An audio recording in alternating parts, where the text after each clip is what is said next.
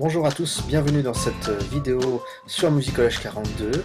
Aujourd'hui on va se concentrer sur un aspect central en hip-hop et en rap, à savoir le flow et les rimes.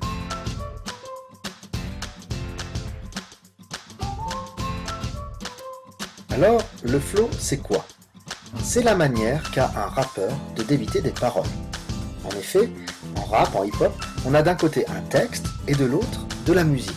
Il va falloir que le rappeur fasse coïncider ces deux ingrédients pour créer son rap. Le flow serait en quelque sorte le nombre de syllabes que le rappeur va placer dans un temps donné.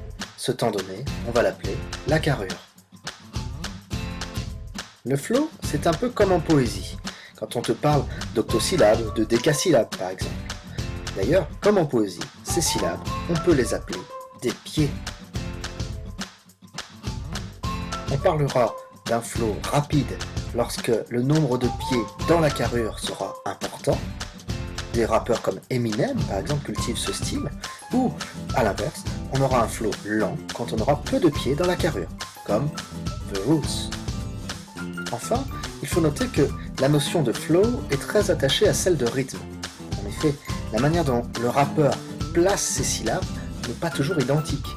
Je peux dire « nous n'irons plus au bois » ou « nous n'irons plus au bois » ou « nous n'irons plus au bois ». Autre élément très important dans un rap, la gestion des rimes.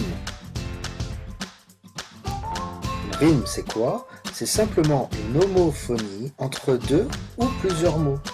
Homophonie, homo le même, phonie qui sonne, qui résonne. Homophonie, quelque chose qui résonne, qui sonne de la même manière. Une rime se distingue par trois éléments, un genre, une qualité et une disposition. D'abord le genre, c'est facile, il y en a deux. Une rime est dite féminine quand il y a un E muet à la fin, comme dans gloire qui rime avec mémoire.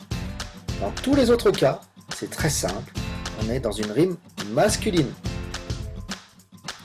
Un peu plus compliqué, la qualité de la rime. Là, on a trois possibilités. Une rime est dite pauvre quand on ne reprend qu'une seule voyelle.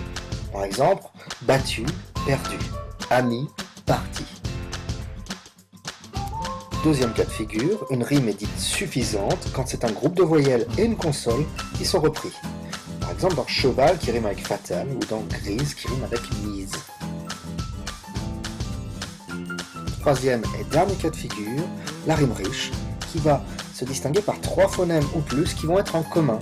Par exemple, grise qui va rimer avec brise, ou mineur qui va rimer avec bonheur. Là, on a une rime riche. Enfin, la disposition.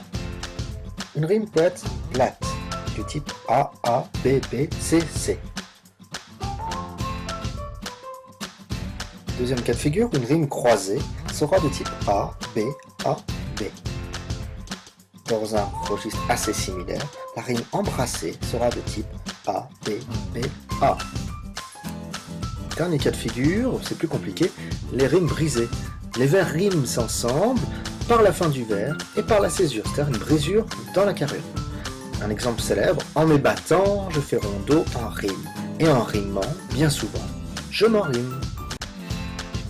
C'est la fin de cette vidéo sur le flow et la rime. Je te remercie de ton attention. Je te dis à bientôt sur Musicologue 42.